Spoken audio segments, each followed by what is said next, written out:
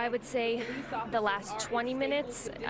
To be honest, it is hard to tell what time it is right now. Everything at one point seems to be going in fast motion, other times seems to be going in slow motion, and I'm sure the officers and the neighbors here feel the exact same way. This incident started at about 4:30. It is now about 6:30, and it is still very tense here, but all has quieted in the neighborhood as onlookers just kind of stand by, hoping for the best and waiting to see what's happening, and that's inclusive of the officers as well who are here on scene. Okay, Maggie, thank you. We also know Commissioner Richard Ross is there on the scene where this is unfolding in North Philadelphia. We have an update here in regards to the number of officers wounded and injured. We can confirm 6 officers have been shot in all of this. This again unfolding in Tioga, Nicetown. We also know there are other officers receiving treatment, but they were non-gunshot wound related. So 6 officers have been wounded by gunfire, but several other officers are receiving treatment for injuries sustained in other ways beyond gunshot wounds. Let's go now live back to Temple University Hospital, where Action News reporter Gray Hall is live on the scene. Gray, what's the latest from there? Well, Shari, this continues to be the same scene. We hear these stories across the country, but now it has hit home, and what a devastating day it is for the city of Philadelphia. We can tell you we've seen family members and fellow officers rushing here to the hospital. Take a look behind me. Just a lot of sadness and a lot of officers just coming together to support their injured colleagues on this day. No new individuals in terms of officials that we've seen have come here to the scene as of yet. FOP President McNesby still here, but several other family members have come here to the hospital. And again, that number, Shari, we are confirming now 6 officers injured. And if anything is good out of this, is that the injuries are not considered to be life-threatening. We can tell you again, a source reporting that at least one of those officers was grazed in the head by a bullet. This definitely a disturbing, heartbreaking day for the city of Philadelphia, for this police department. This is a day that is going to test this police department. Again, you see these brothers and these sisters coming together and uniting as one body, as one force. A lot of them coming here for their fellow co-workers. We can tell you we saw one family member coming here, an elderly guy saying, "My son is inside this hospital." We'll continue to monitor the situation. We expect and we hope to hear from officials a bit later tonight about exactly what transpired and maybe update us on the injuries of these officers, but definitely our hearts and thoughts go out to the injured. Sorry, Rick. Okay, great. All right. Well, the time is 6:26, and we want to just update you on the situation. Rick Williams along with Shari Williams here. It's been just over 2 hours as we have been reporting this breaking news story from the Tioga Nicetown section of Philadelphia. Now, and as more information comes in, we're told these dramatic pictures that we continue to see unfolding all afternoon started as a narcotics warrant was being served on the 3700 block of North 15th Street. When all of a sudden gunfire exploded and shattering the common serenity of this community, residents forced to go inside and flee, and an army of police officers rushing to the scene as one by one officers were shot, injured. None of the injuries life-threatening, fortunately, but that is the situation we have here.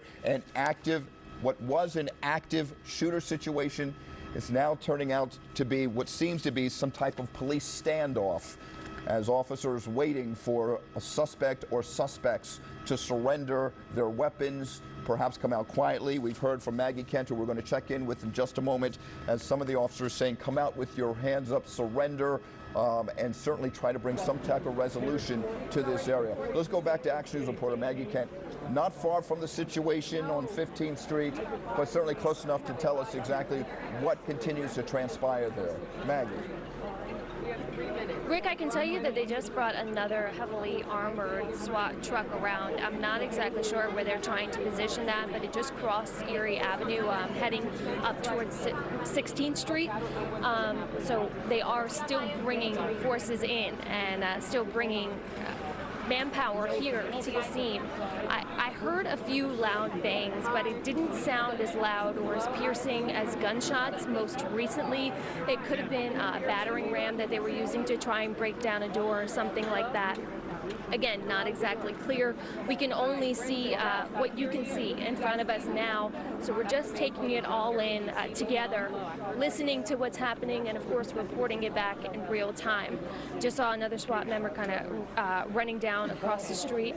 Now a few lieutenants, captains here arriving in the white shirts and standing along with the officers who are in blue, and they're kind of still, again, pushed up against the side of the wall to ensure that they aren't injured, hurt with any bullets or shrapnel. But again, we are across the street and we're in a safe area, a safe location. There are a few more officers walking back down. It's not clear if they're clearing out or positioning somewhere else at this moment. But again, very tense, very quiet here. The entire neighborhood on edge. They want to know what's going on. And of course, they're all standing behind this police tape, but I saw a woman peeking out from her home, but quickly closing the door and remaining inside, which is exactly what police officers are asking people to do in this area, because it is still not a secure location. It's still not safe. We can see some plainclothes officers and other police officers kind of crowding the sidewalk here now and walking down towards us. I'm not sure what that's indicative of. I'm not sure if they've gotten word that the situation has been resolved or if they've been asked to go back to their posts throughout other areas of the city, but it certainly doesn't look as though the situation has been cleared up right now, and it doesn't feel as though it has. Many of these officers came from different parts of the city, so I'm sure they've been asked to head back and head towards their posts as well, so that the remainder of the city has patrol. But again, we're looking straight down the North 15th Street. We're on the 3600 block, and all this activity and action is happening on the 3700 block. And this is a live view. We've been asked to duck down multiple times when gunshots have been going off. We've been asked to kind of move to secure locations, and right at this moment, we're being asked to kind of back up and give officers some space. They say that they're moving some squad cars and patrol cars out, so that may be indicative of some good news that this may be coming to a close, but of course we can't say that for sure. I just know that some squad cars right by where we're standing will have to move out North 15th Street, so we'll give you the very latest as soon as we can get out of their way and let them operate safely and do what they need to do. Okay, Maggie, be safe where you are. We'll, of course, be checking back in with you. It is 6:30 Wednesday afternoon. This is action. That 6 officers have been shot and other officers wounded, but not by gunfire, but 6 Philadelphia police officers wounded in this today while trying to serve this warrant. Those injuries said to be non-life-threatening. And before we go to Bob, stand by, Bob. We just want to mention that we've been notified that because this is a national story, President Trump has been briefed about this situation transpiring here in North Philadelphia and is monitoring the situation. But Bob, you are there at the situation. You are in a safe distance from what continues to unfold there. And what is the very latest from your vantage point? Well, Rick and Shari, unfortunately, not much is happening right now. Just echoing what Maggie was talking about, it getting kind of eerily quiet compared to what it was. You're fearful that as the evening gets later and the sun starts to go down, we might be in this for the long haul. Hopefully that doesn't happen, that this will come to an end. But unfortunately, you can see behind me here, my perspective hasn't changed too much, and you want it to so bad. You want this to come to an end, but it seems like things have become kind of dug into where we are right now. You can see dozens of police officers surrounding the area, again, right at the intersection of North 15th and 3700 block, Tioga Nicetown. I'm going to say for about the last half hour, maybe 45 minutes. Hard to keep track of exactly how much time has passed by. We haven't had any gunfire. That's good. Not much has changed, though, like I said, and you want some progress to be made. Just recapping from my perspective of what's gone on since we got here, pretty much since right after we got the call, we came here to the scene. Right where you see all those officers standing from where I'm at is where we were. No one really knew exactly what was going on. There was hundreds of people out here on the streets who had heard the gunfire. Some neighbors telling me 100 rounds were shot. Other neighbors telling me they could smell gunpowder from a block away. Well then, as we were standing there getting ready for our broadcast, gunfire erupted, and that's when it consistently began to happen for the next hour. We had to get behind some cars. People scattered. Police came up to us. They drove us back. The whole crowd had to come back behind the yellow tape of where we're standing right now, and that's where we're at.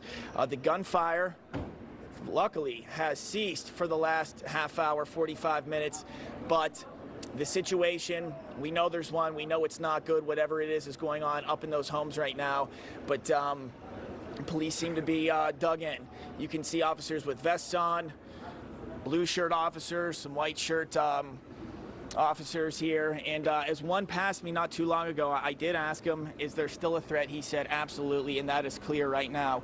We've heard Maggie talking about armored vehicles from her perspective.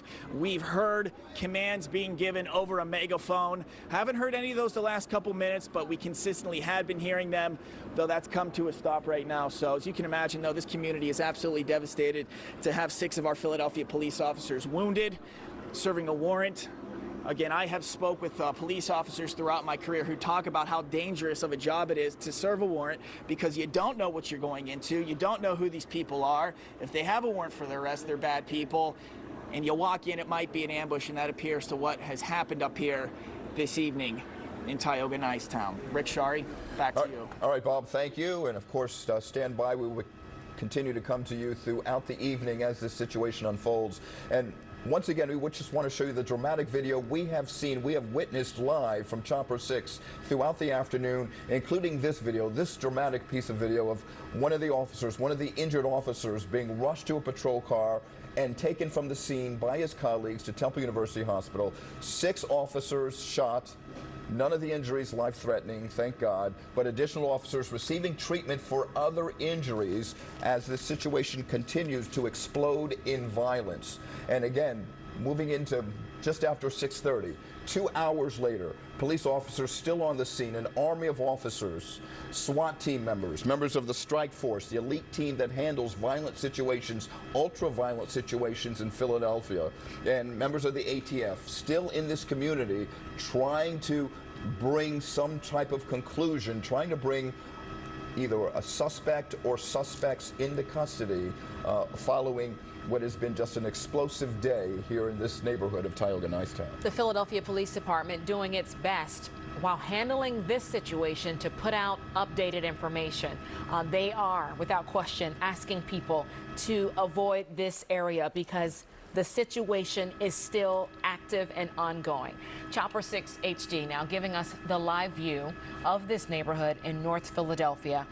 This particular area, we see people gathering who likely live in this neighborhood, who frequent this neighborhood, who want to know what's going on.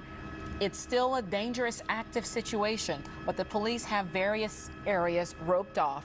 Our crews and reporters are definitely following the instructions from the officers on the ground to stay at that safe distance. But this is the job. We are there to give the vantage point of what is happening in this community, in this city that we all call home. And as we continue to look live here from our chopper here in this community of Tioga Nicetown, and also from our mayor, from the commissioner, which I think speaks to the fact that this is such a fluid situation that no information can really be imparted officially to the media yet, because things continue to happen, continue to transpire as the day goes on, as the afternoon turns into an evening, as the day turns into night. And again, this neighborhood's relatively still unsafe, but an army of police officers still trying to bring some type of conclusion to what has happened here since 4:30 this afternoon. All right, let's go back now to Temple University Hospital, where we know several of those wounded officers have been taken for treatment. Action News reporter Christy Aletto has arrived on the scene, joining now Gray Hall. Gray, Christy, what's the latest? Well, go ahead, Christy. Go ahead. Well, actually, we just saw a family member, so 2 family members of what we believe were related to one of the injured officers, possibly parents of one of the injured officers, leave. They looked obviously very frazzled and rattled, but relieved in the sense that he's still alive. I mean, we've been told that they have non-life-threatening injuries. They got into a Belmar police cruiser and were escorted away, but again, very frazzled, but also looked very relieved in the sense is that their son possibly is And still as we give alive. you this update, we want to show you the scene here at Temple University Hospital. We'll kind of step out of the way so you can see what's going on. And what's been happening throughout the day here, a flood of police officers and also family members here on the scene. Rick, you or Shari mentioned this. We have yet to hear officially from any official with the police department, FOP, the mayor's office, not at this point because of what's happening. We do expect that to happen later today. But again, these officers and family members rushing here to the hospital, some looking in disbelief, some in shock, and of course heartbroken about what has transpired in the city of Philadelphia and what a dark day it is for the city of Philadelphia's police department. Agreed. I mean, you can still see just looking at these live pictures of the flurry of activity that's outside of the trauma center, the emergency entrance here at Temple University Hospital. A lot of officers just wanting to be here to show their support for those 6 officers. I know one of them is at Einstein, but the majority of them have been taken here to this hospital and just wanting to show their support for their brethren that have been injured in this incident that apparently all started over a warrant that was supposed to have been served. So obviously a very somber scene, and then you see a lot of residents that are just on the sidewalk that are here, you know, they're curious, but then you talk to some of them and they're like, wow, I can't believe that this has happened, not only in my neighborhood, but I'm watching half a dozen officers being rushed here to Temple University Hospital during this whole shootout. And Rick and Shari, again, just devastating and mind-blowing for this to happen in the city of Philadelphia. We've been covering nationally these shootings across the country. Now this has hit in our neighborhood. It is heartfelt, it is impactful, and I can tell you throughout the day we've been monitoring social media, and what's so impactful is to see those tweets that say non-life-threatening injuries. Yes. Our heart goes out to these officers, but thankfully non-life-threatening injuries. Back to you guys. Yeah, that's the good news, certainly. The 6 officers shot, injured, but their injuries not life-threatening. That's the good news. Thank you very much, Gray and Christy, as we look live once again, Chopper 6 over the scene here in this neighborhood of Tioga Nicetown. And again, the darkness descending on this community, but it still remains a volatile situation nonetheless. Police officers still here, their mission to try and bring some type of safety to this neighborhood after what has been 2 hours of explosive violence that has seen 6 officers rush to the hospital. Yeah, but it has happened again. Men and women in uniform under fire, this time on this day happening in the city of Philadelphia, where 6 officers have been shot while doing their job, trying to serve a narcotics warrant. We know the job is dangerous and that it has to be done. And these men and women in uniform, they do it with pride. They do it to the best of their ability and to keep themselves safe, because just like we go home to our families at night, these officers, that is their goal, their mission as well. So again, 6 officers shot while serving. Were fired, they were close, and that's when it really hit us that this is for real. This is obviously something horrible that is going on up here. And we got behind some cars. We tried to send out some tweets and some video of what was going on, and then police have been doing their job since then. We know that, and we certainly are keeping our thoughts and prayers with those 6 officers that have been shot. Luckily, non-life-threatening injuries from what we've been told. But we know the situation isn't over. We hope there won't be any other police officers that suffer any injuries. But right now, it seems like things are kind of dug into where we are. When we first got here, for about the first hour and 15 minutes, there was steady gunfire, then a break, more gunfire, then a break. It kept everyone on edge, but now things are starting to get a little bit quiet. And as the evening progresses, the sun starts to set up here, you hope that it doesn't drag on into the night, and who knows how much longer. But police have obviously taken a position from where they are. There's a job being done right now, and that is to remedy this situation without further injury to anyone involved with this. We spoke with neighbors when we first got here. They say they heard no less than 100 rounds fired. I cross-checked that with a couple other people up here. That's what everybody is saying. Some say that they've smelled the gunpowder from about a block away of where we were. And then since we've been here, Rick and Shari, we've heard gunfire ourselves. We know it's been on air. I've had people texting me, asking me if I'm okay, saying that they've heard the gunshots live on TV as well. So just a horrible situation that's happening up here. Again, police have sort of taken this perimeter. At the initial start of this, they were way up into what looked like a vacant lot or a community park. They were gathered up there, and that's when it sounded like a lot. That's where a lot of the gunfire was happening. But now they've taken that step back, and it seems like we've kind of hit a standoff.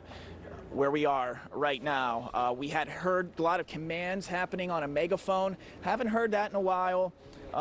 Police not running around as much, but they have sort of put up some SUVs right here to make a barricade should anything happen. But we want people to know that we are where the Philadelphia police put us. We are in a safe location, and we're here. A lot of neighbors are here hoping this comes to an end. And again, thankfully, those 6 officers who are wounded, non-life-threatening injuries, but we still know there's a very dangerous situation happening right behind where I'm standing. And we're anxious that it can come to an end, come to a non-violent end up here in Tioga Nicetown. Rick Shari, back to you. Yeah. All right, Bob. We, of course, Thank you will be again. checking back in with you, Bob. Thank you for your reporting. We want to now give you a view from Einstein Medical Center. This is where one of the 6 wounded officers was taken to be treated. This is the live view. We have a crew on the ground here at Einstein. We see an officer there who's keeping watch and keeping guard. At least one Philadelphia police officer was rushed here to receive treatment after this shooting unfolded. Of course, we know that happened, Rick, about 4:30. So we are going now on almost 2.5 hours. Absolutely, and certainly this is a completely different scene from what we've seen at Temple University Hospital, where most of the officers were taken for treatment. But we'll continue to monitor both hospitals for word of any official statement from authorities. But in the meantime, let's go back to the scene. Action News reporter Maggie Kent, who is standing by 15th and Pacific, not far from where the situation took place. But again, as you can see, residents are standing by waiting to learn any information. And Maggie, what are you hearing and seeing right now? In just about the last 5 minutes, we've been pushed back another half a block. All of the officers have also asked everyone here that is congregated to find out what's been happening to be pushed to either side of the street, and that's what the onlookers have been doing. But we've also heard a lot of concern because there are parents now coming and arriving on scene to pick up their children after work, and there is a daycare across the street from where all of this is going on. There's a SWAT team vehicle right in the center of the street. On the other side of that, there is a daycare. So parents, of course, are concerned about their children and their well-being, as anyone else would be. I also spoke to a woman who couldn't get into her house. She was calling her mother and her daughter to make sure that they were okay as well. I'm going to step out here so you can see the scene, and Jackie, who's working with us today, is going to pan up so you can get a look at what the SWAT team is doing behind us. This is the best possible view that we have right now because we're using our Zoom to get all the way down to the street. Jackie's going to lift up now so you can get a better look at the SWAT team and what's happening. Okay, looks like we lost Maggie's mic, but we will certainly go back to her when things right themselves. In the meantime, Chopper 6 once again live over the scene, 3700 block of North 15th Street. The flashing lights right there in the middle of your screen indicating that this situation is still fluid. Darkness descending on this community, but the safety and the peace still nowhere to be found as police continue to try and bring some type of resolution to what has been an active shooter situation, may have now become certainly some type of police standoff. We are cautiously trying to gather as much information as we can as to what exactly is happening there, how many suspects police are focusing on, and just how volatile a situation this is. But police continue to remain here and continue to try to bring safety here, here in the 3700 block of North 15th Street, Tioga Nicetown, moving into the 7 o'clock hour. Yeah, it's been almost 2.5 hours since the violence exploded here in this community. Yeah, the city of Philadelphia now garnering a lot of national attention because of this shooting that has left 6 officers shot in one day while trying to serve one warrant. We also know that President Trump has been briefed on this situation and that he too is monitoring what is unfolding here in Philadelphia. Let's go now to Sarah Bloomquist, who is in our newsroom covering this pretty devastating day, Sarah. Yeah, that's right, Shari. The eyes of the nation are on the city of Philadelphia right now. Everybody watching what is unfolding here in our city. 6 Philadelphia police officers shot this afternoon, others who have been wounded. Just a dramatic situation unfolding here in the 3700 block of North 15th Street. It does appear now that we are in a standoff situation, that the police are in a standoff situation. They will likely wait this out, try to negotiate with whoever is inside this house after an afternoon of rapid gunfire here in this residential neighborhood in the city's Tioga Nicetown section. At this point, they have moved back most of the uniformed police officers to try to keep them out of harm's way. As Maggie and our reporters have been saying, they keep trying to push back the onlookers as well as they try to bring this situation to a peaceful resolution. As we've been saying, there is a lot that we don't know. We don't know how many people were in that house as this all began to unfold.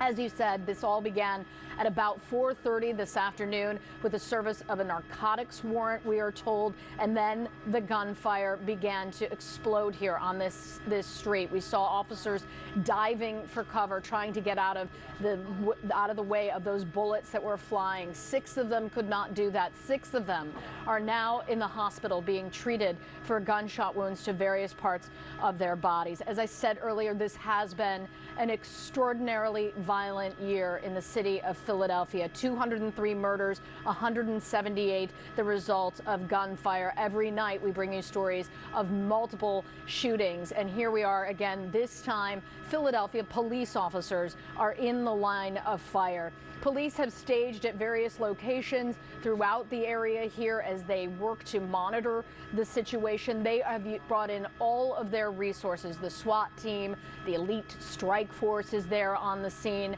as well. They have also, I believe, state police have now been called in to assist. They also have these armored vehicles there on the scene to help them take cover, to try to keep them out of the line of that gunfire. But again, we believe this all began with a warrant service at around 4:30 this afternoon. Rick?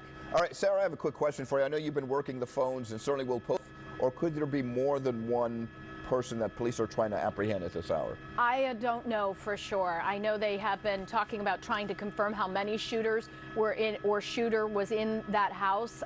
There's so much that is unknown about what is actually inside the house, but there has been a large amount of gunfire coming from that location. This person or persons must have been armed with an extraordinary amount of ammunition. Our reporters talking about dozens of shots fired and then officers fired back. They wanted to ensure that nobody was hurt in the crossfire here as well. So they want to move all those officers back, let the SWAT team do their work here. But again, 6 officers have been shot here in the city of Philadelphia, and there are more officers who were injured. We don't know the extent of those injuries or what exactly those came from. It could have been the shrapnel or the bullets ricocheting, those sorts of things here in the Tioga Nicetown section of the city. But we, again, as you said, we are still waiting to hear anything official from the police commissioner. We did have some information from the FOP. They did confirm for us that those 6 officers were hurt here this afternoon. Were actually shot, and then more were hurt. We have officers right now at Temple University Hospital, officers as well over at Einstein, all being treated. Just an extraordinary, tense situation here, and they will take their time with this. They will wait it out at this point. They will, I would imagine, try to negotiate with whoever is inside this house at the moment here in the 3700 block of North 15th Street. I would imagine as well that they have moved people out of their surrounding homes to get them out of the line of fire as well, but just that we will be monitoring this situation. Now it's wait and see, I believe, as we hope that these officers can bring this to a peaceful resolution, take whoever is inside this house into custody without any more harm to any members of the Philadelphia Police Department. Yeah, like we said, Sarah, there's just so many layers to what is taking place simultaneously. The Philadelphia Police Department trained eyes on dealing with the suspect or suspects. Also now, this is happening in a dense residential area. We have people who live in these homes. We've seen the bullets ricocheting and flying around. So the safety of those who are there, who live in the area, those cops that we watched earlier have to take cover behind vehicles that are parked along the street. The intensity of this has been just enormous, and all of this happening while they're doing their best to keep the media in. Just from our vantage point, and we've been sitting here since 4:30 watching this unfold, it has been quite a day of violence and volatility here in this neighborhood of Tioga Nicetown. A sergeant who works with the department putting out as updates as he can just now at 7 o'clock, just reiterating that the shooter is still armed inside of this location. Avoid the area. The 6 Philadelphia police officers who were shot in all of this receiving treatment right now at various hospitals, Temple University, one of them, Einstein, the other that we know for certain. But 6 officers shot and several others wounded, but not from gunfire. So they are all receiving treatment and being tended to while this situation is still active, and the threat has not gone away. It is still a dangerous situation. This video again is from earlier today, taken by Chopper 6. This all began to unfold around 4:30 today on this afternoon, and it has just been a very busy, devastating day. Yeah, our camera's trying to get into place as we deal with the darkness that's descending on the neighborhood. But we're showing you the images, but we also want to show you what the officer have had to deal with and what residents have heard in this neighborhood as the gunfire exploded. Take a listen to this, to the video and the audio coming up. Hey, you guys want to take us live here? Shots. Just an indication of what officers have had to deal with as the scene exploded into violence. A wild shootout taking place here in the 3700 block of North 15th Street in Tioga Nicetown. Just a chaotic situation as more and more officers arrived to trying to determine exactly what's going on and to make sure neighbors and residents are brought to safety and told to stay away from this neighborhood, which has been on lockdown again since about 4:30 this afternoon. The situation still fluid. Neighbors wondering what is going on in their neighborhood. And as we're looking live now, it looks like people are coming out of the residence here. Perhaps they were hostages in this standoff, but people are being brought out by police from the residence that they've been focusing on since 4:30 this afternoon.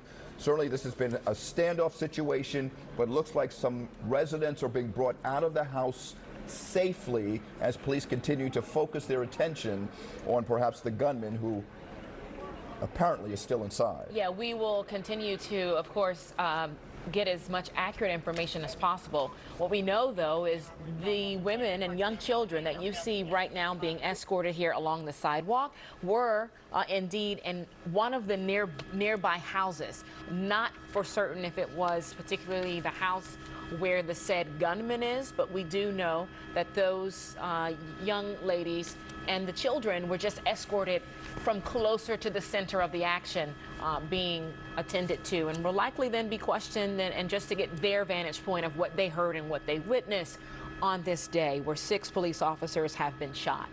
And neighbors have told our reporters at the scene, Bob Brooks, Maggie Kent, they've heard hundreds of rounds of gunfire this afternoon while they were sitting at home, while they were sitting on their porch, while they were walking through the neighborhood. And that has turned to this, again, a neighborhood in lockdown, a police officer still on the scene, trying to bring peace and safety back to this community. The flashing lights indicating that this is still a fluid scene. No one in custody that we know of. The gunman certainly not in custody that we know of right now. What we know, Rick, what's just coming into us, know this shooter is not in custody because right now negotiators are communicating with this, who they're calling the shooter. They are communicating with the gunman, imploring him to surrender and to end any more violence. They are right now communicating with that person, asking them to surrender. We stated several times, and so did Maggie and Bob Brooks, are on the scene of how quiet it is right now. But we do know some negotiating is happening from police with this gunman. Yeah, and again, we're looking at officers at the scene, and we believe this may have been one of the officers who might have suffered the graze wound as they were taken from the scene. But again, so many officers here attempting to bring a level of safety back to this community, attempting to communicate with the shooter. And as darkness descends on that neighborhood, again, we are watching live as hopefully there will be some type of resolution as we head into the evening hours. Yeah, the tactics of what the Philadelphia Police Department will likely do when the sun sets could very well be a different mode. And so their goal is to end this as soon as possible with a peaceful surrender, to get this person who they have been engaging with since 4:30 this afternoon. They are imploring this person to surrender, to come out of their home, to give up the weapons that they have been using today, and to surrender to police. So again, this is Chopper 6 with the live view right over the neighborhood where this is still an active shooter situation. Let's go to our newsroom. Sarah Bloomquist with more from there. Sarah. That's right. The latest information is that Philadelphia police are a suspect inside of this house, imploring him to surrender peacefully. They have trained hostage and negotiators that do this, that negotiate with these people who are in these dire situations to try to get them to come out of the home peacefully. They want this person to come out so that there are no other further injuries. We've watched this unfold throughout the evening tonight, coming up on over 2.5 hours now. This all beginning at about 4:30 this afternoon. Our information is that it all started with a narcotics warrant being served here on a home, and then within moments all this gunfire rang out, hundreds of bullets being fired, we believe, here in the area of the 3700 block of North 15th Street. 6 police officers came into the line of fire. They were shot. We have other police officers who were injured there on the scene. They have been transported both to Temple University Hospital and to Einstein. Those officers dived behind police vehicles there on the block to try and get out of the line of fire as they now attempt to negotiate with what we believe is a person inside this house here in the 3700 block of North 15th Street. Police exchanging guns. Number of unanswered questions now. Just within the last 5 minutes, police officers were able to remove 2 middle-aged women and 2 young teenage girls. It looked like they were coming from directly across the street, which is where the scene is and where SWAT teams have been focused. I ran over to them to ask them if they are okay. They said they were okay. They were put into a squad car, but before they did so, the adult woman said, "Don't say anything bad about them." They were talking about the police officers. They were saying they did everything they could to keep us safe. They were saying they were shooting, they were shooting, they were shooting over and over again. They said that one of their younger girls has seizures. They were concerned that she was overstimulated and, of course, extremely scared in this situation. But again, officers were able to remove them from close to the area, if not in that building. They said something like, "We were on the 2nd floor." It's not clear if they were on the 2nd floor of the building where the SWAT team is focused or if they were on the 2nd floor of an adjoining building or something like that. But clearly, they were in the area that needed to be evacuated, and they were evacuated with police officers surrounding them. Again, they said don't say anything bad about them. They did the best that they could to keep us safe. They also said that they were shooting, they were shooting, they were shooting. Just kept saying that over and over again. But again, 2 women and 2 children now removed in a squad car to safety. One of the officers was kind enough to talk to the little girl and said, "I'll see you soon.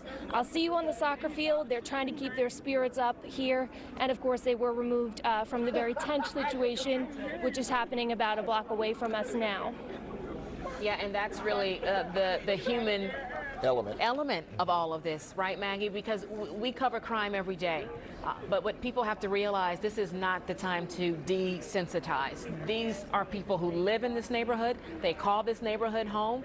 And so some of them at many points today and still now not able to really be safe where they live. And many of them at this point haven't been able to go inside their homes. And in that family's case, they needed to be a bit rescued from where they were as gunfire was surrounding them. They were so close to the situation. Those young children scared for this situation that was unfolding. So thank you to those Philadelphia police officers who went to bring some calmness and to get that family to safety. There's so many That's responsibilities right. they have, not just to keep the community safe, but certainly to keep the spirits high and to allay any fears that their neighborhood is in turmoil, although as this chaotic scene continues to unfold, so many residents just wondering when they can go back home and when a sense of normalcy will return here. But again, in the meantime, this volatile situation continuing to unfold here in the 3700 block of North 15th Street. Now we're live outside of Einstein Hospital in Logan, where, as we mentioned, one of the injured officers was brought here. Most of them have been taken to Temple University Hospital, but at least one officer, we're told, one of the 6 who've been injured, was brought here to Einstein Hospital in Logan, as we continue to see a police van arriving at the hospital. And again, as soon as we hear of any official word from doctors or police authorities or the police commissioner or even the mayor, we will bring that to you as we look live from Logan at this hour. Speaking of the mayor, Mayor Jim Kenney was just there at Einstein Hospital to check on the officer that was taken there. Our understanding is Mayor Kenney will then make his way to this location. This is the live view from the front emergency area of Temple University Hospital, where we know at least 3 of the 6 wounded officers were transported to this hospital for treatment. I see several city council members here on location. Again, this is Temple University Hospital. Yes. So we know that our expectation is that Mayor Kenney is making his way now to Temple University Hospital, and our understanding is the mayor has arrived. Okay, so the Mayor Kenney is now on the scene here at Temple University Hospital. Of course, he's the leader of this city, and he'll be checking on his officers and wanting to let them know he's there. We also know that the president of the FOP, John McNesby, is also here at Temple University Hospital. Perhaps the mayor will be the first person to give an official statement as to exactly what happened and what continues to transpire. So we'll continue to monitor the situation outside of Temple University Hospital now that we know that Mayor Kenney has left Einstein to visit the officer there and is on his way here to Temple University to check in on the officers who were injured and being treated there. But back live, once again, Chopper 6 over this neighborhood that was under fire 2 hours ago, and it still remains a situation of volatility and desperation, and certainly a convergence of police officers, SWAT team members, state police, ATF, all here trying to, again, bring some closure and conclusion to what has been a chaotic situation since 4:30 this afternoon here in Tioga Nicetown. It has been a very busy and active afternoon here in our city, and it is, at this point, it is still not over. The Philadelphia Police Department letting us know that they are doing their best to communicate with who they are calling a suspect in all of this, trying to communicate and send the message that they want to end this, that they would like to end this as soon as possible with no more violence, with no one else being injured, with no one else being shot at, as we of course have seen the bullets flying. We watched that live here on our air. These Philadelphia police officers taking cover when they were fired upon in that neighborhood here in Tioga Nicetown. The activity far from over. We see, of course, the police officers who are in their blue uniforms. We also see the ranking members who are there as well. And of course, we know that other agencies have been brought in to assist and to help the Philadelphia Police Department do their best to get this situation to a place where they can say it's over, it's done. And that, of course, will be the moment where we will hear more and learn more, all the questions that we still need answers to. Some things we just won't know until we hear from. I believe here. Okay, Walter's mic is back. In a different direction. Sorry. Walter, we just lost you for a moment. I'm sorry. Go ahead. I was saying that all the. Okay. We lost Walter's mic. We'll get back there. Again, he's at a command center, a command post that was set up at Broad and Erie, and we will get back to him in just a moment. But again, Chopper 6 has been on the scene. Once again, not necessarily zooming in onto what has happened, trying to remain a safe distance from the situation. But that is it. In the center of your screen, that neighborhood, as we continue to look at our ground cameras in the neighborhood. These live images? This looks like something that might have been earlier ago, just from daylight. Okay. Yeah, this is earlier video from earlier as police converged, trying to determine exactly what was going on, what was transpiring, certainly after the 4:30 hour when gunshots started exploding into the air. Yeah, you know, it's a chaotic scene for the officers who have to respond to this. We know that the original group, we don't know how many were serving the warrant. We don't know how that operation was being spearheaded. It is very likely that they knew it could potentially be a dangerous situation because serving warrants is dangerous, as we know. Serving narcotics warrants, those officers surely approach with a certain type of mindset of what they could encounter. And from there, of course, we've seen dozens of officers be called to this scene once those other officers were engaged with gunfire. Okay, let's go back to Walter Perez. Once again, he's at the command post at Broad and Erie. And Walter, if you wouldn't mind reiterating what you were trying to tell us just a few moments ago. Well, Rick, what I was saying was we literally just arrived on the scene, as you would imagine, trying to get to this part of the city by vehicle, extremely difficult. All the roads in the surrounding area completely blocked off. Some roads are completely backed up with traffic. Others are empty completely. So it's just a very surreal scene all across this part of Philadelphia. Joining me right now, as I mentioned, we just got here on the scene. There is a command center that has been set up. No one is available to speak with us at this point, but I did come into contact here with Rosalind Pichardo from Operation Save Our City. And Rosalind, first, tell me what your operation is about and explain to me how a short time ago you were at the hospital speaking with some of the families of these police officers who were shot. It's been very difficult here for the city. The city is really just at this event that just happened today where 6 officers were shot, and it's been overwhelming for me as a survivor, and just trying to show support and love to those who've been affected by gun violence. I know there's nothing that you can really say when you meet someone under the circumstances, but what did you say, and what was the response from these families of the officers who were shot? We couldn't say anything. It's just being there at the moment. I mean, as a survivor, just someone being there for me is all I can do for someone else. We've been helping families who've been affected by violence, and this is one that's really been touching to me. Just been very emotional time since I've been here, and I'm hoping that we can provide a lot more support other than just being there. Maybe when they have time to kind of get over this pain that they're going through, maybe we can sit down and figure out what the next process is. I know this whole thing left you very emotional. I know that your starting Operation Save Our City was very personal. This is something that has affected your family. Yeah, I mean, I'm a survivor of an attempted homicide. Also lost my boyfriend Talbert Jackson to murder, and my brother Alexander Martinez to murder. The case is currently unsolved. So this is very personal for me, and I really support my men and women in blue, and I'm here.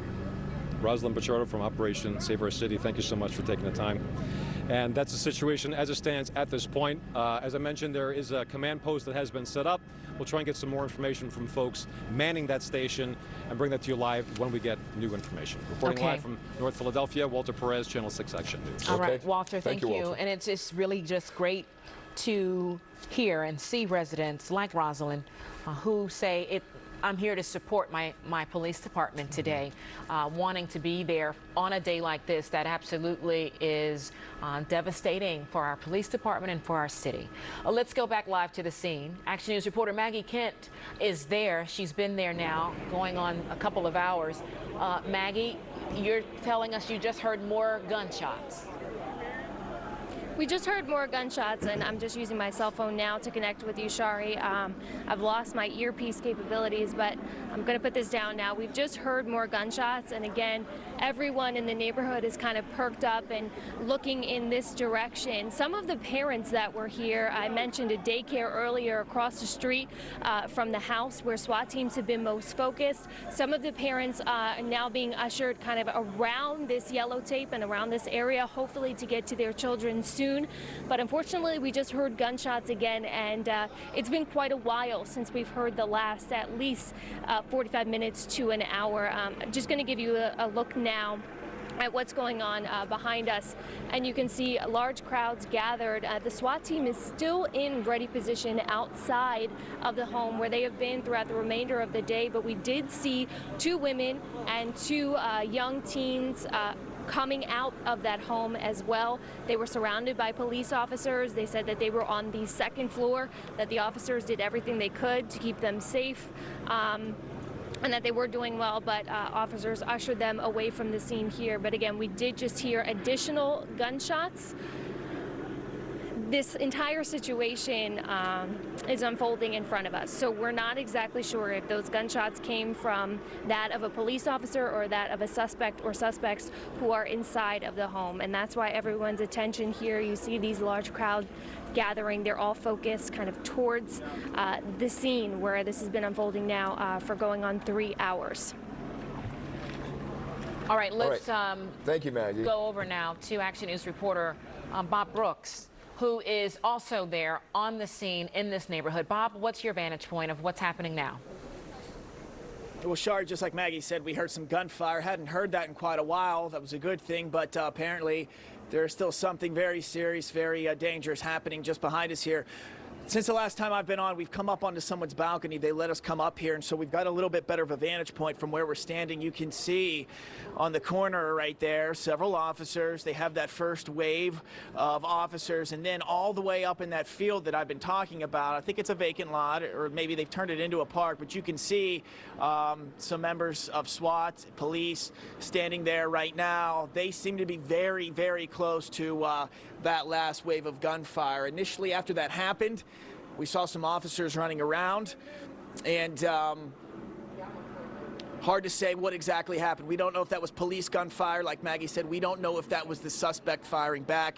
We just certainly hope no one else was wounded. I can tell you, since the last time I was on about a half hour ago, it had been eerily quiet. The police had sort of just stayed in their spot, like you can see right now. They've been talking. I've seen some officers briefing some of their people quickly about what looks like, appears to be, you know, their strategy or however they're handling this right now. And it looks like we're dug in. You know, the evening is getting later. The sun's starting to set here, and the longer this goes on, you know, there's something not good going on up in that home. So we have a standoff, obviously, going on right now. And just to update everyone from where we are right near the intersection of 15th and the 3700 block. We've been hearing gunfire for the last several hours, on and off. We had a little bit of a break. Unfortunately, we just heard some more.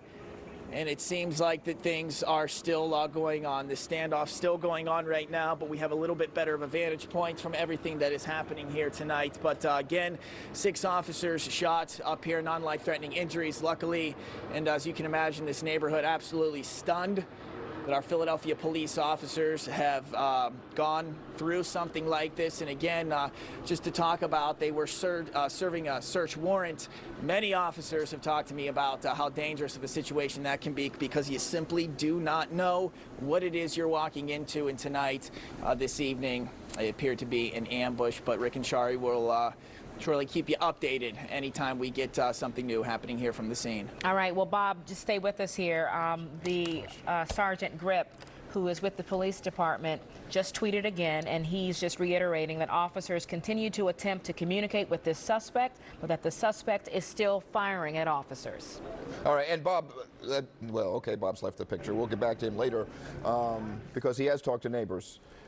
Well, Bob, if we still have you, I know you've been talking to neighbors, many of them expressing fear, certainly a shock about what's going on.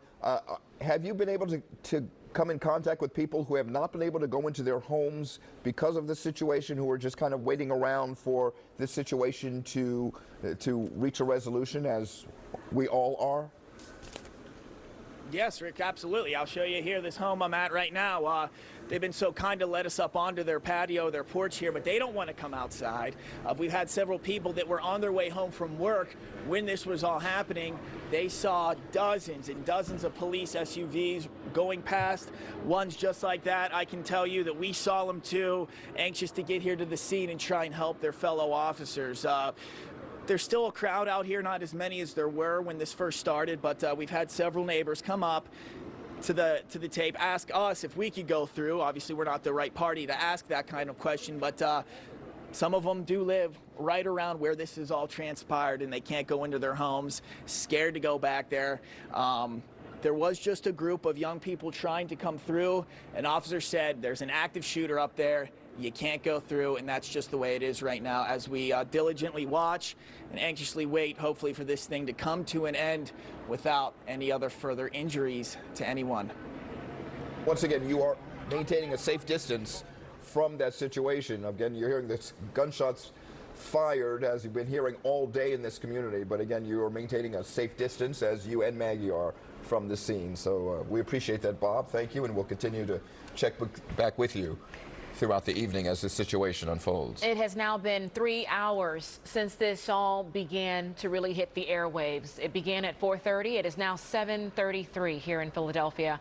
Rick Williams alongside Shari Williams here as we continue our coverage of this active shooter situation that has unfolded in the Tioga Nicetown neighborhood in North Philadelphia. The Philadelphia Police Department just tweeting 2 minutes ago that this is still an active situation and that the suspect is still firing at officers. They also say they are still attempting to communicate with the suspect. This is the live view from one of our cameras that is right there, not too far from where all of this is unfolding. This is what we call the ground view, the eye shot, the vantage point if you're standing on the street here in this neighborhood, which for so many people, this neighborhood right now is just paralyzed. You really can't go or move or get, there are many who are in their homes being told to stay and be in one place. Others who are behind the roped off area who maybe would like to go to their homes and they can't, because at this point this is still an active situation, of course, where the suspect is still in communication with the officers, or they are attempting to communicate, but that officer, that gunman, they say, is still firing at them even at this hour. Yeah, the situation continues to go back and forth between an active shooter situation to a standoff situation, which makes this an even more lethal environment for police officers and neighbors in that community.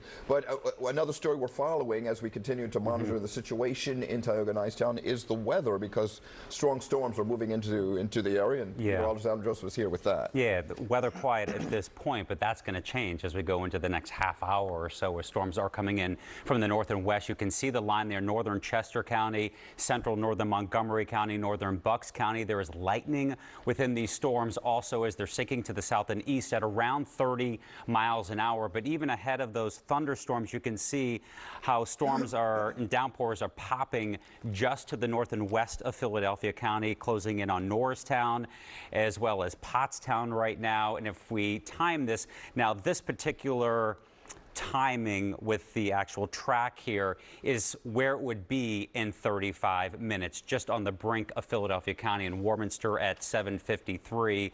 That's 20 minutes or so from now. But again, there are these downpours that are popping ahead of that main line. And as we get a little bit closer, there you can see the Manayunk section of Philadelphia, and Center City would be the word Philadelphia.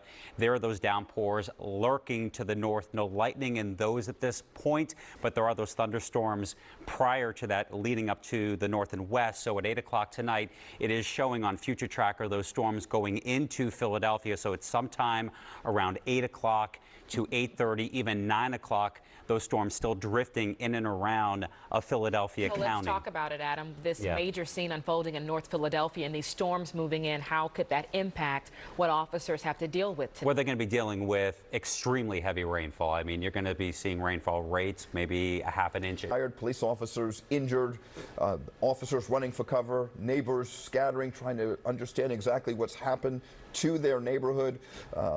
But the situation's still active as officers trying to perhaps peacefully, safely negotiate with the suspected gunman who we believe is holed up inside one of the homes here on this street, but is still firing shots. As we heard from our reporters at the scene, apparently is still firing shots at the officers despite negotiations underway to try and bring some type of peaceful resolution to what has been a 3-hour volatile situation here in this community. So the officers have an active shooter situation that they are facing. They also now have nightfall approaching, and now we have word that strong storms could also be an element these officers will have to face tonight. Let's get the very latest on what we know about the officers involved. We're told that 9 officers have been hurt in all of this. Of those 9, 6 were shot. We also know where they're all being treated. 2 hospitals are being used to help these officers recover from their injuries or from their gunshot wounds. We know 3 of them are at Temple University Hospital and 6 are at Einstein. Let's go live now to Temple University Hospital, where we have Chris Cioletto and Gray Hall. You guys have been there as these officers have been brought in for treatment.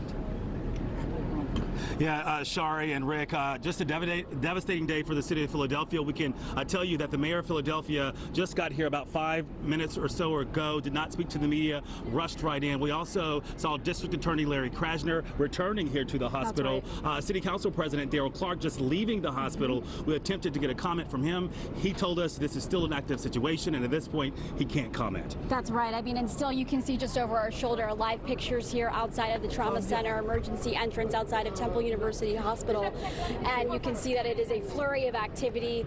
Tons of officers here wanting to show their support for those who have been injured. Again, to reiterate what Gray has been saying, we've seen several family members come and go, many of them rattled, shaken, not knowing how bad the situation is. Again, want to reiterate the fact that we do know that they have non-life-threatening injuries, but again, not knowing the severity of that non-life-threatening injury can be very grief-striking for anyone coming to the hospital when you don't know. We did also see some family members leaving the hospital.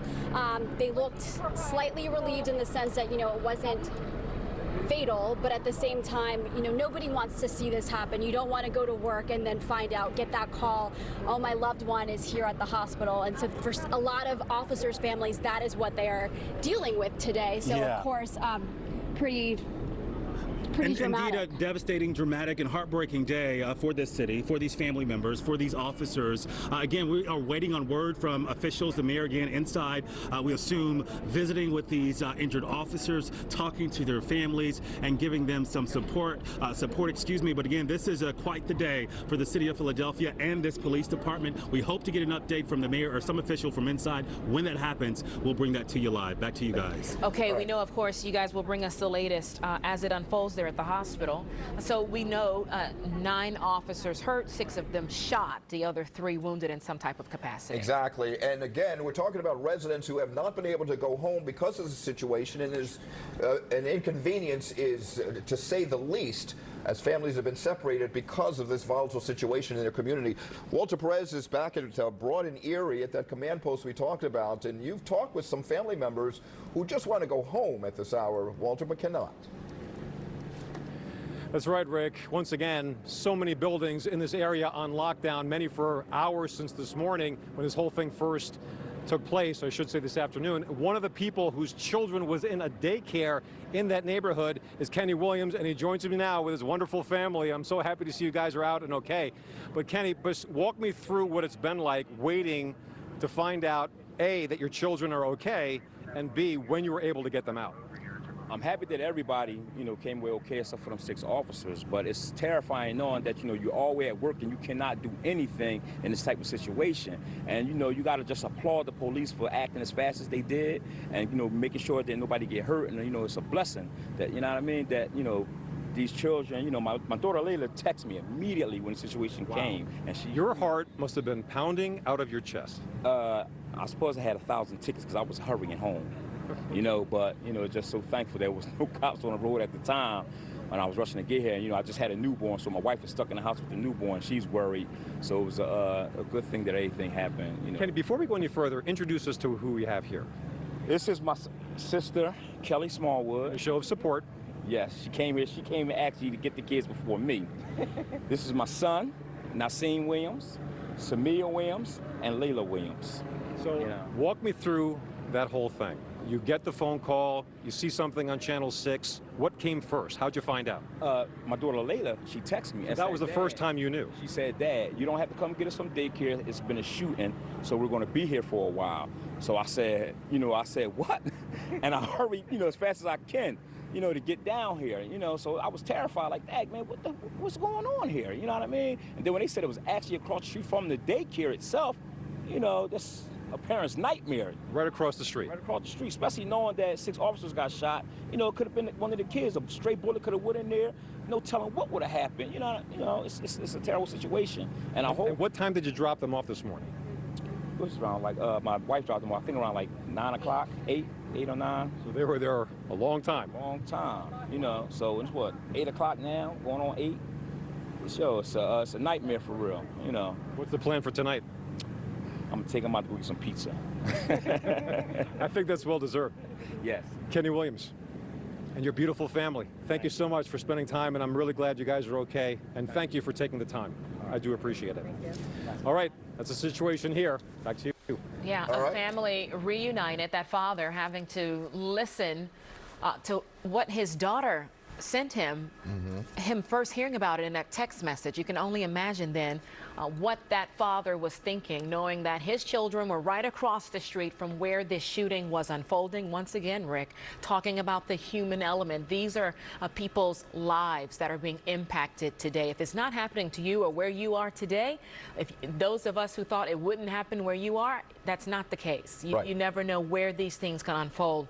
And our hope, of course, is that no more people will be injured in this as police continue to negotiate and try to communicate with the suspect who they say has been firing at them since 4:30 this afternoon. Exactly. And as we move closer to the 8 o'clock hour, we just want to update viewers onto exactly what continues to happen here as police slowly but surely, methodically, trying to bring a gunman into custody, someone that they've been negotiating with, but who also continues to fire shots. It has been a dramatic scene here in Tioga Nicetown, this section of Tioga Nicetown. And we have just want to show a little bit of the viewer video taken by residents at the scene, neighbors and witnesses of just what they have seen firsthand as this community certainly turned into chaos. Take a look.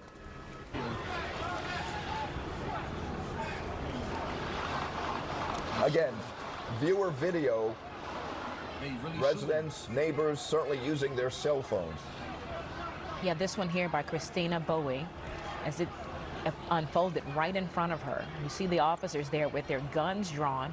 Chopper 6 was able to capture this video as well, but look at this from her vantage point. She pulled out her phone and began to record what was happening right there on the block where she lives. We see officers with the long gun rifles and them staring danger right in the face. They are on the job today, under fire, and the viewer video helps tell the story. Okay. And so many stories that will continue to unfold, especially tomorrow when we hear from residents who've been inconvenienced but certainly shocked and dismayed by so much that has happened in their community throughout this afternoon and into this evening. Let's go back to Action News reporter Maggie Kent, who is near the scene at 15th and Pacific with more on what neighbors have been going through, but also what police have been having to deal with too as this situation unfolds. Maggie. Well, Rick, not only is it a tense situation for police officers who are behind the yellow line, but they're also trying to keep all the onlookers, all the neighbors who can't get back into their homes safe as well. We did see earlier, about a half an hour ago, they were able to pull out 2 women and 2 young teens from that area. They said that they were on the 2nd floor. It's not clear if they were on the 2nd floor of this specific home where the SWAT team is focused on, or if they were in an adjoining home, but they said they were on the 2nd floor, that everyone should be commending the police officers, that they did everything to keep them safe, that they were able to pull them out, and that they just heard a lot of shooting. They kept repeating, "We've heard a lot of shooting, we've heard a lot of shooting." I also heard from a woman who was concerned about her child. We know Walter just spoke with the family who got their children out of the daycare, which is directly across the street from where the shooting scene is. But again, a woman concerned about picking up her child and being able to get in contact with her since she hadn't heard anything for quite a while. Obviously, there is a concern here and a lot of onlookers here. They just want to know what's going on, but of course, people also concerned because they cannot get back into their homes. And that's really the problem here at this hour. Just going to fix my earpiece now so I can hear you guys with any questions that you may have. But thankfully, we haven't heard shooting in a little while. I would say it was about an hour and a half span that we didn't hear anything, but we did just hear some about a half an hour ago. You were on the second floor? Yes, second floor. What was going on in there? They were shooting, a lot of shooting.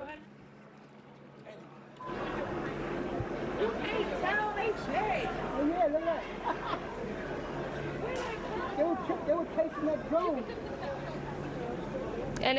And again, those were the women who were pulled out of that building and able to escape with police officers flanking them side by side. Those officers saying, "You're all right." They put them into a squad car and they got them out of the area just to be sure that they were safe. But they were talking to the younger girls saying, "You're okay, I'll see you soon, I'll see you on the soccer field," trying to give a little bit of levity to this very tense situation. And of course, they were stressed out, as all the people who are watching are, and of course all the officers who are involved in this. Rick and Shari. Hey, Maggie, thank you very much, and of course we'll continue to check in from your vantage point as situation warrants. But once again, Chopper 6 live over this community as the darkness continues to descend on the 3700 block of North 15th Street in Tioga Nicetown. The flashing lights right there in the middle of your screen, indicative of this situation that remains fluid as police officers, an army of police officers still here trying to bring a suspect into custody, a situation that again explodes. The shooting scene to see what's going on. Everyone is very quiet and they're just attentive. They're looking straight ahead, wondering what's going to happen next. That silence has really fallen over the entire area because everyone is concerned about the officers inside and the people who may be inside that building as well. As far as we've seen, they have not brought any suspects out. And it's not exactly clear how many people were inside the home.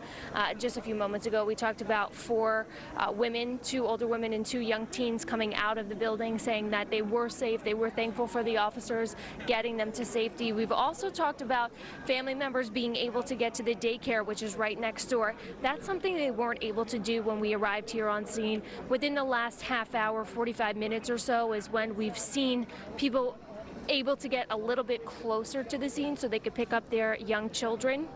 That's good news. That's positive news.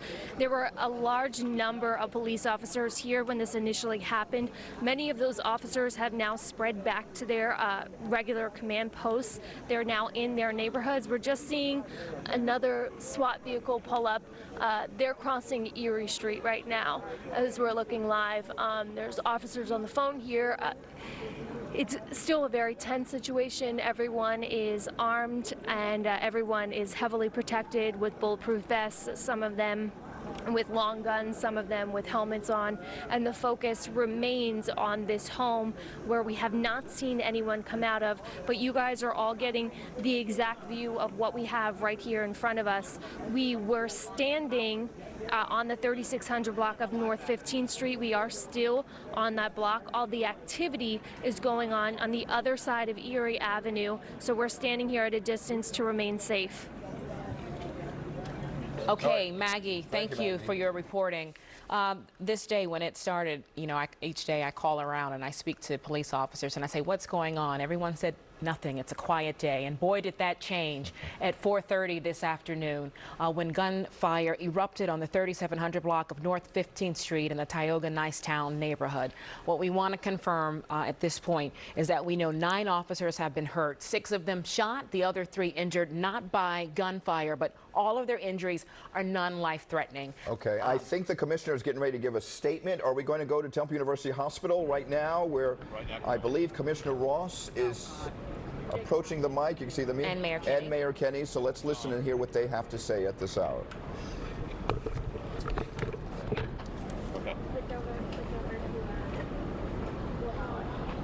All right, folks, obviously I'm here with the mayor and several others from the command staff. We've got a pretty horrible situation unfolding, and you hear me say unfolding to tell you that it is not resolved. All right, I came over here to brief you, but we were at that scene because at around 4:30 today, officers were serving a narcotics warrant in a house in the 3600 block of North 15th Street. They had already entered the premises and got towards the rear, the kitchen area, when gunfire erupted. The shooter fired multiple rounds. Officers returned fire, many of whom had to escape through windows and doors to get from a barrage of bullets. Right now, we can tell you that there are 6 police officers who were struck by gunfire. Thankfully, all of them are in stable condition. They were struck throughout their body. One officer sustained a gunshot wound, a grazed wound to his head. Thankfully, that was all that was. Got an officer shot in the arms, got an officer shot in various parts of their body, but fortunately, everybody's going to be okay. We have 3 here. We have 3 at Einstein. We have a couple officers that were actually injured responding to the scene. I will tell you, having been at that scene for the last couple of hours, trying to talk to this male, he continues to fire rounds out of the window. So this situation is in no way resolved. I wanted to come and give you some kind of update to let you know where we are, but we are trying to talk to this male, trying to let him know that he can end this peacefully now. We've called him multiple times. He has picked up the phone a couple times, but he has not answered. So we've been trying to work with a family member, but right now we have not been successful. Despite several attempts to talk to him, both on a loudspeaker, on a bullhorn, and on telephone, we have not been able to make contact with him thus far. We're trying to get him to come out peacefully, but right now he refuses to do so. I have to get back over to the scene.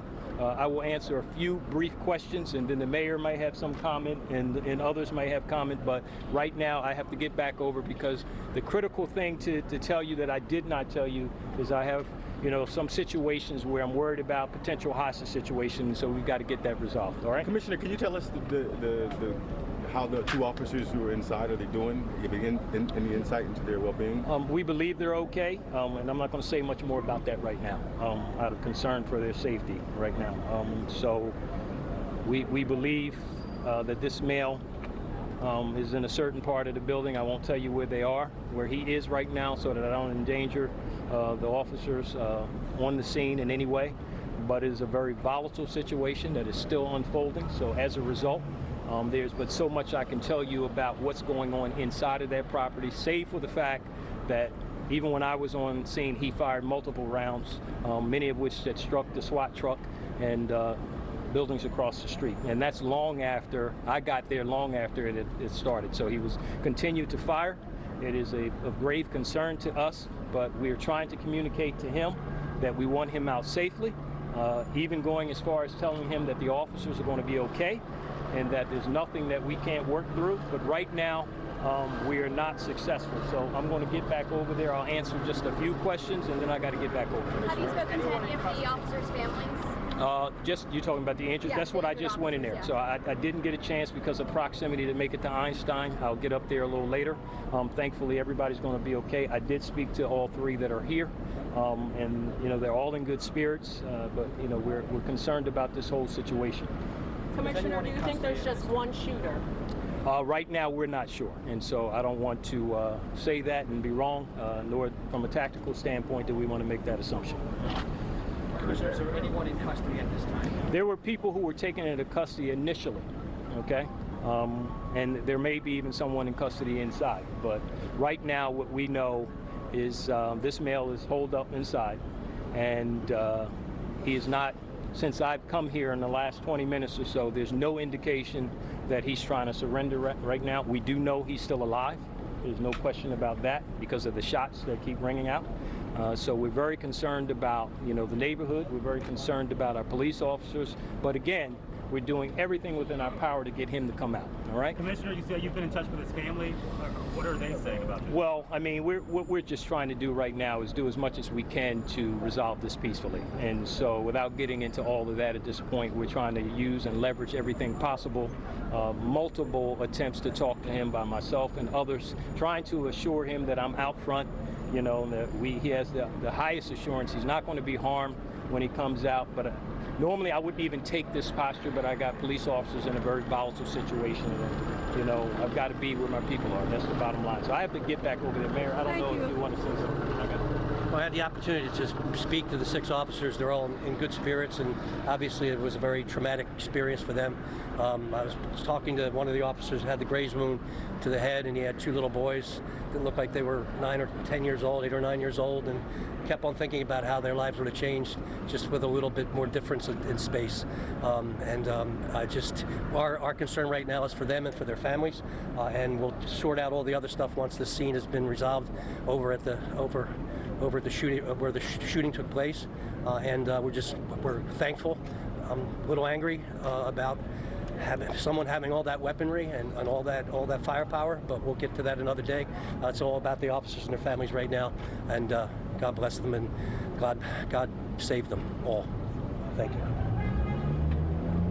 Okay, we have been listening in to Police Commissioner Richard Ross and Mayor Jim Kinney give us what is the first briefing that we've had on this situation, which began over 3 hours ago. Of the update and the news that was made in that briefing, the police commissioner making it very clear this is still a volatile situation, and that the gunman that they are speaking with and trying to communicate with is not really responding, that they have called this suspect on the phone several times. That person has answered but has said nothing in response.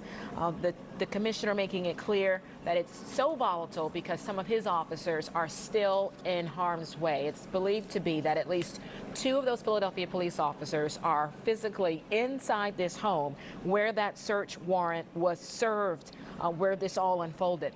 The commissioner saying they were able to make entry into the home, make it into the back of the home, when then gunfire erupted and they were under fire. Some of the officers able to escape that home on the 3600 block of North 15th Street, but at least 2 officers are still inside this home where the suspect is holed up. And the commissioner saying at this point, it doesn't really look like there's any indication that he is planning to surrender. Yeah, so this situation could go on well into the evening. We, of course, are continuing to monitor that situation as it unfolds. We will continue to keep you updated on the officers that have been injured, the standoff that continues in Tioga Nicetown, the officers who are still in harm's way, the residents who are still on lockdown in that community. And we will continue to bring you updates throughout the evening. We'll bring you updates every half hour on air and online, but we're on top of the situation, a very volatile, chaotic situation in Tioga Nicetown. But of course, we'll bring you the very latest throughout the evening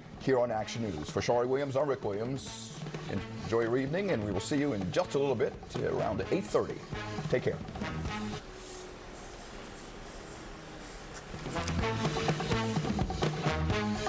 Lucky day right now. I'm finally here for your money. Yeah, they call that a zip line because your score is now zipped. Melissa, you have 1 spin left. Would you like to press your luck or pass that spin? I am pressing my luck. I have to get more than that. To be on the board. I gotta get more than that. I can't go for it, Melissa. I gotta get big bucks or a big prize. Let's go for a big prize. Stop. $1,500. All right, now Owen is gonna take take his shot at the big board. 7 big spins. I'm going to press my luck. Let's do this.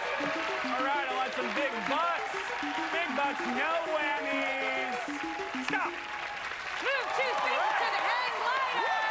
That hang glider is worth how much? $4,435. All right, you are currently in second place. Owen, do you want to press your luck? I want to press my luck. Let's do this. All right, big bucks. I like that hang glider. Let's get some more. Big bucks, no whammies. Stop. $1,400. That just puts you in the lead. Do you want to keep pressing your luck, Owen, or do you want to pass those spins? No, I got to keep pressing my luck. Oh, he wants more time with this board. All right, big bucks this time. Big bucks, no whammies. Give me some big bucks, maybe a diamond necklace. Stop. Surf's up, hang 10. I got your money, and it's a wipeout. All right, you have 4 spins. Would you like to press your luck with those 4 spins, or if you want to pass them? I got to press my luck. I got no money right now. We got to build that bank back up. We got to get some big bucks this time. Big bucks at 5. What are you seeing? Hey, Jim, yeah, so a few moments ago we saw plainclothes officers and then a few uniformed officers kind of run to different places in different directions. We saw these plainclothes detectives kind of walk west from where we are at 16th and Erie, and then we saw some uniformed officers run the opposite direction of 16th and Erie going what appears to be south. So I do see some flashing lights. If I can get Wayne to kind of swing over to the other side, if he can go down there, you will see some flashing lights. We saw some uniformed officers run down there. We're not sure exactly what is going on. I do hear police sirens coming in the background too, but we're trying to see if how this plays into this situation, whether we are reaching some kind of solution, some kind of climax, or what have you.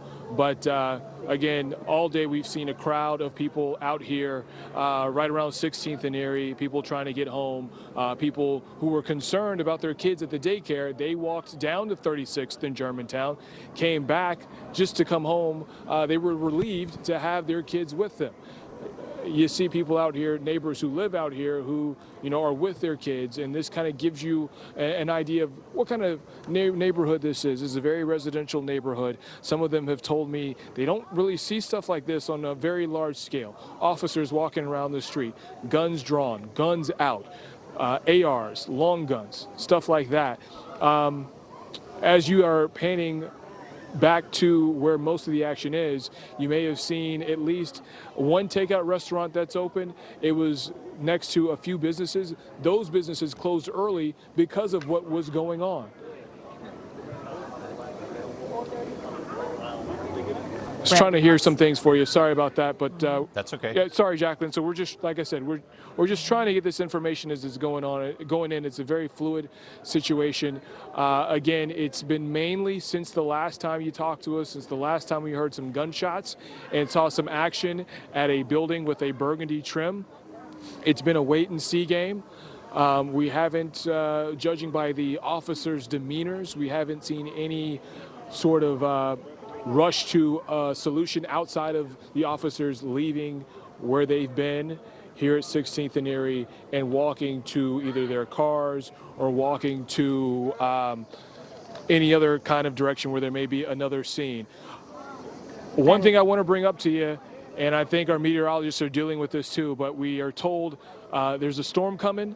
How that will play into this remains to be seen. We have our rain jackets. We're getting low on battery power on our phones, so just please stick with us, and hopefully we can continue to show this and continue to keep in contact with you guys. Yeah, the big change we're seeing before our eyes right now, Brandon, is darkness is falling here in Philadelphia, so that kind of changes the dynamic. And that's what Commissioner Ross was mentioning. He said as it starts to get dark and night falls, which is what's happening right now, how that will affect the negotiations and what the SWAT officers are able to actually see. Before it was crystal clear and they could see better through the windows of what was taking place.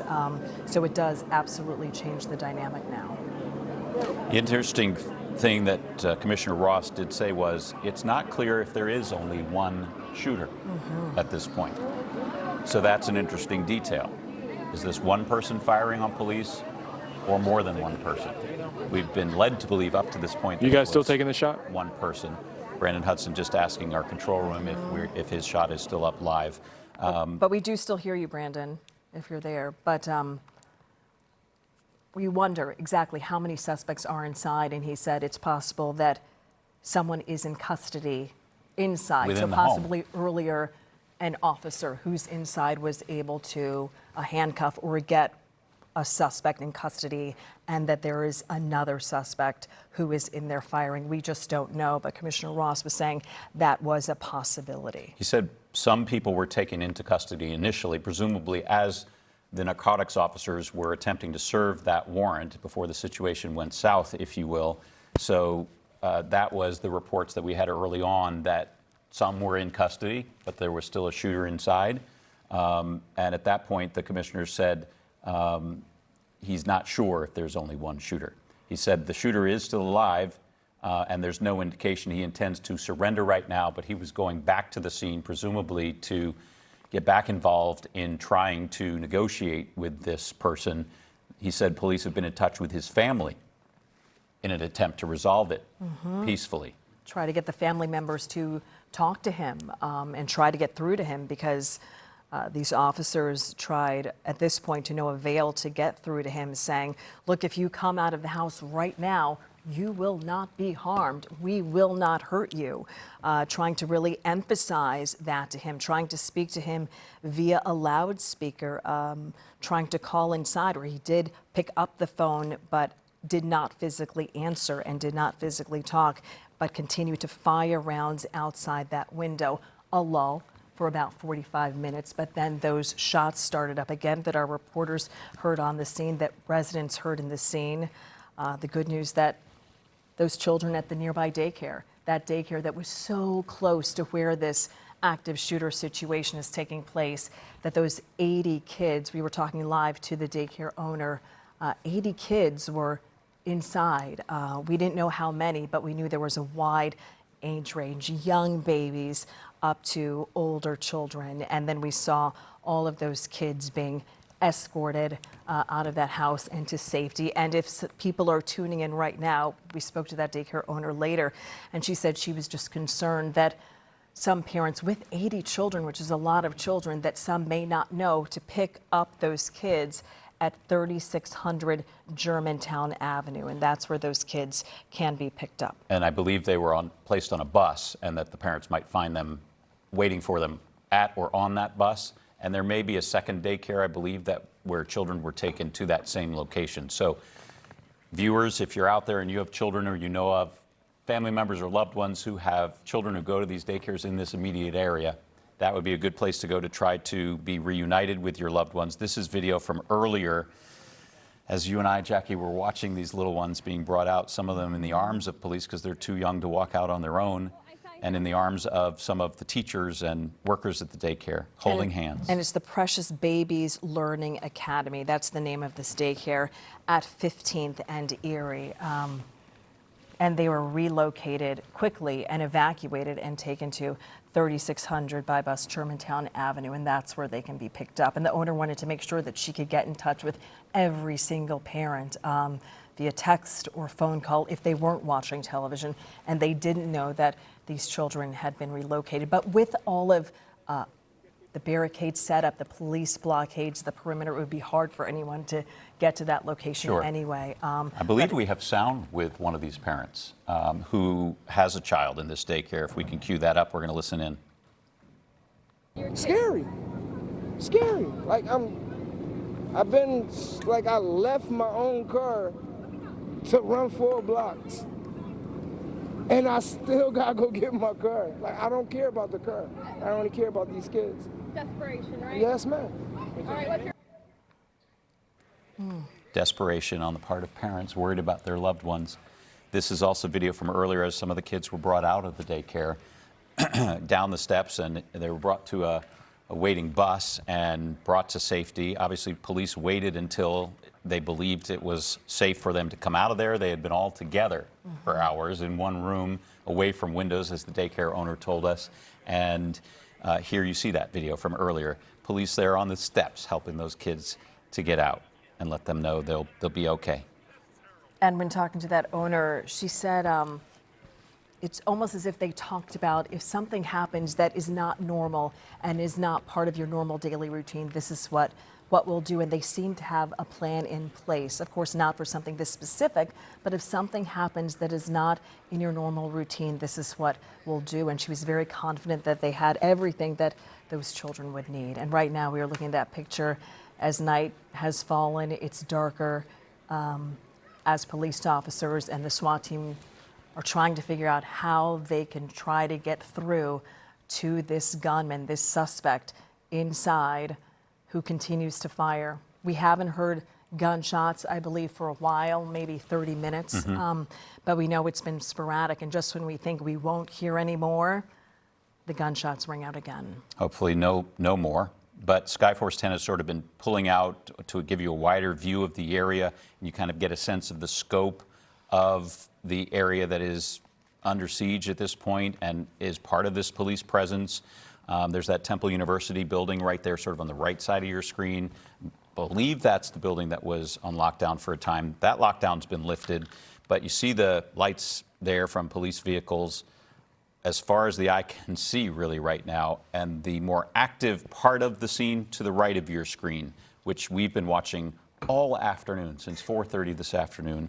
It's now after 8 o'clock at night, and the street alive with lights flashing, emergency vehicles.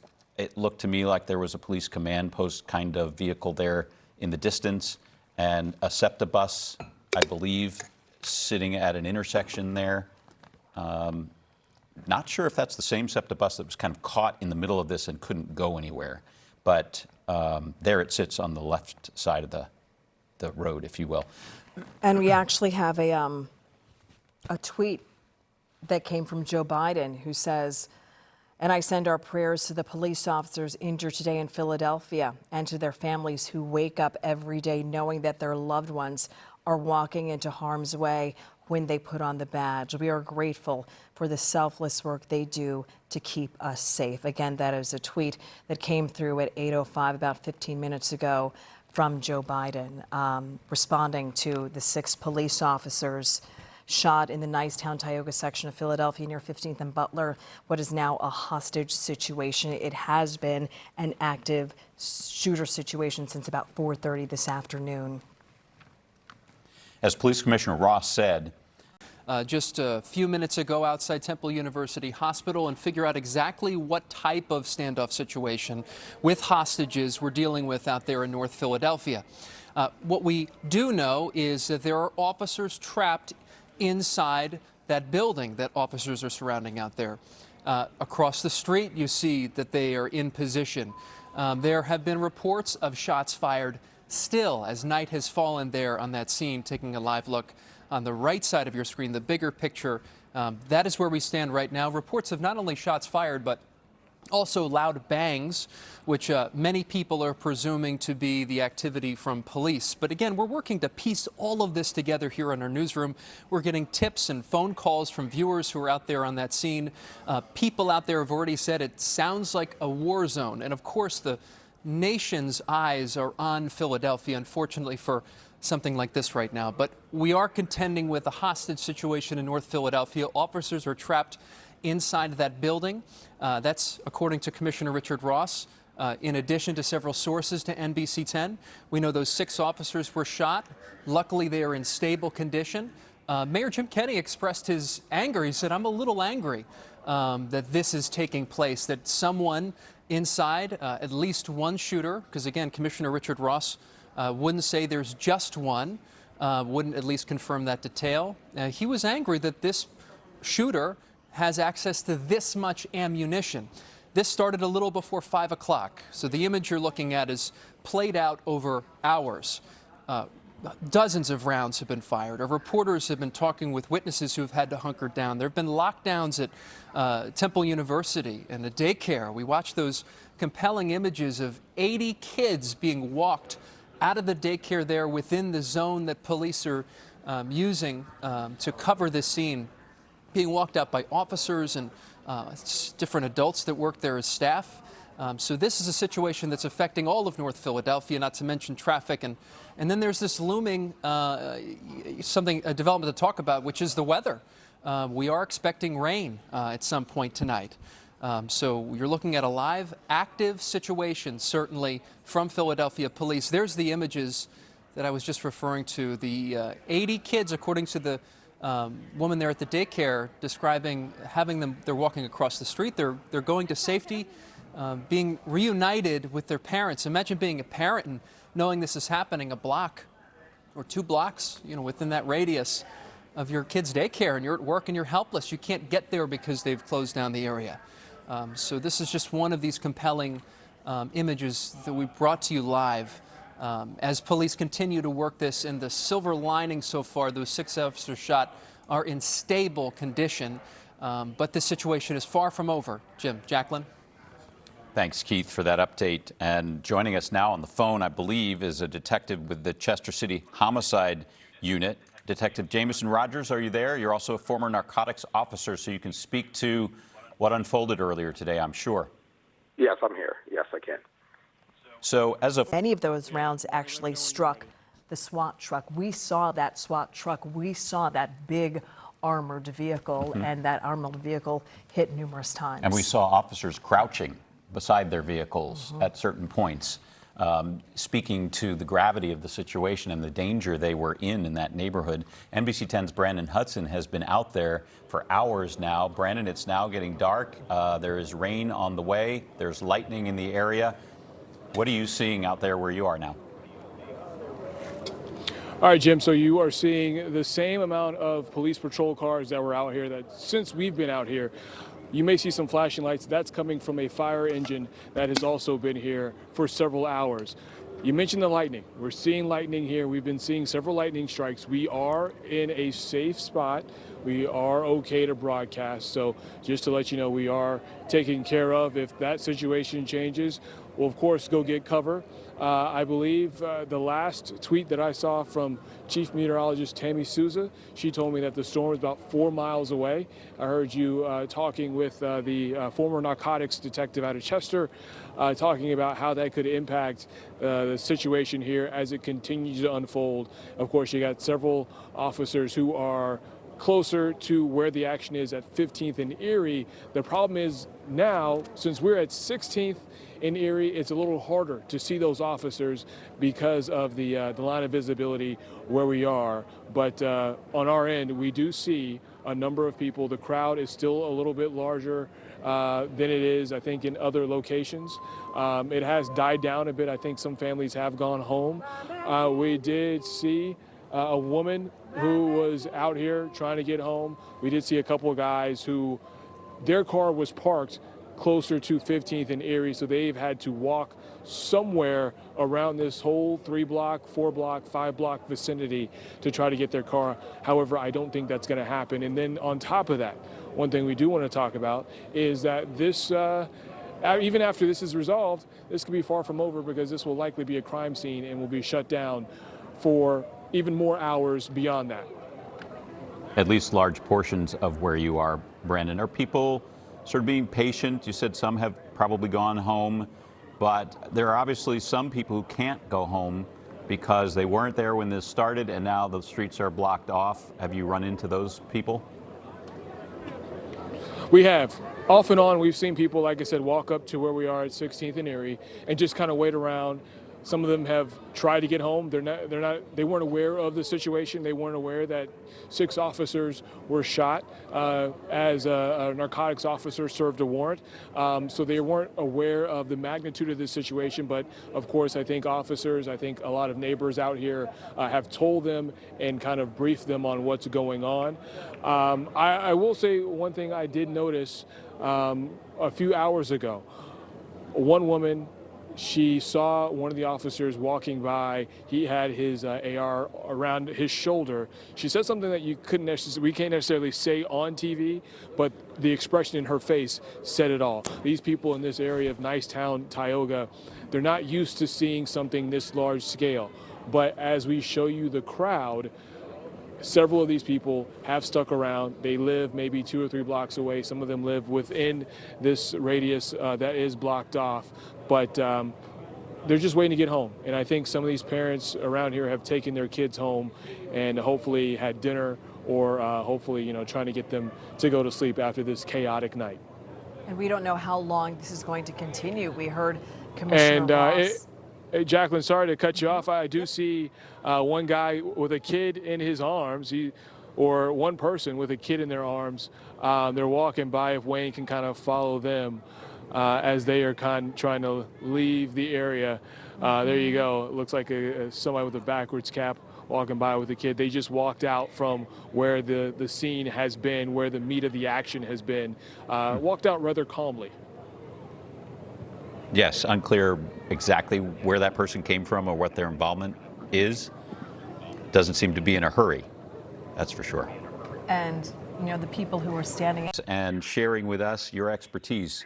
And, if we need to come back to you, obviously we will, but we do appreciate what you shared with us tonight, and we hope it does get resolved peacefully. Thanks, Lieutenant. Thanks, Jim. Take care. All right, and I'm joined here on the desk by Keith Jones, who's spelling Jacqueline London, who's been out here with me since 4 o'clock this afternoon, as we continue to watch the events unfold live with no resolution. Tell you a little bit about the temperature in our newsroom right now. As we continue to get reports, there have been some unconfirmed developments at the House that we're working right now to firm up and get some solid information and not reveal any tactical positions by any of these officers or SWAT members that are out there in North Philadelphia. What we can report at this hour is that this is still active. We've confirmed that there's still no contact with the shooter inside. And as you could tell from these pictures, Jim, you just alluded to it, that there's rain falling from the sky, changing conditions out there, and a flash flood warning that we were told about 15, 20 minutes ago. Looking at that picture now, it doesn't look like it was raining. It's raining as heavily, but the radar in the left-hand corner of your screen just shows what these officers are also contending with as they continue to try to reach the shooter inside that home right there in North Philadelphia. And the police commissioner mentioned he was going back to the scene. He updated reporters about an hour or so ago and wanted to be back with his officers who've been working so hard to try to resolve this peacefully. The commissioner telling us, I got to be where my people are. And he was actually out there, witnessed for himself some of the gunfire coming out of that home towards the police officers, his men and women under fire this afternoon. And that continued as the evening wore on, even during darkness. So now it's dark, and that obviously impacts some of the situation in terms of visibility, but the police department obviously has technology that can overcome that as well. Yeah, we've been reviewing, too, a lot of the initial calls when these gunshots started before 5 o'clock. Of course, we've been on TV this whole time live, and we have been transcribing them and trying to discern who might have said what. And there's one particular moment that we'll document tonight at 11 o'clock that I'd love to talk about right now that sounds like it might be from one of the officers who was trapped inside. I'll just read the quote. Be advised, we're still pinned down inside this location. A male is inside the kitchen shooting upwards and forward through the opposition of the police. So you can just imagine, after all this time has lapsed, the severity of this situation. Of course, you hear active shooter, and that certainly warrants severity enough. But considering just how long they've been out there, how they've surrounded this home, that this person continues to fire shots even hours after he started. You heard Mayor Jim Kenney, too, outside of Temple University Hospital, talk about how he was a little angry that someone like this shooter might get their hands and have access to this amount of ammunition. And firepower. Firepower, to be able to return fire at police. There's going to be so much that's probably discussed in the aftermath of this, and that will probably be one large discussion in terms of, finding out how did he get access to this weapon? Can they trace it? How did he get access to so much ammunition? If there is a large amount of ammunition, is there more than one weapon involved? So that's going to be part of the sort of follow-up, if you will, and I'm sure some of our coverage will focus on the firepower and what police were up against. And as one of our experts said, that kind of firepower can pierce vests, bulletproof vests. So it's a dire situation for police, and they alluded to, these experts we've spoken to, Keith, throughout the evening, when you are involved in serving a warrant, especially a narcotics warrant, you never know what you're going to encounter when you walk up to that door. And today they encountered the worst. Yeah, and one thing you can't tell if you're just joining us here live on NBC 10, when you're looking at this image, they've locked down a large portion of that neighborhood in North Philadelphia, starting at Venango on North Broad Street.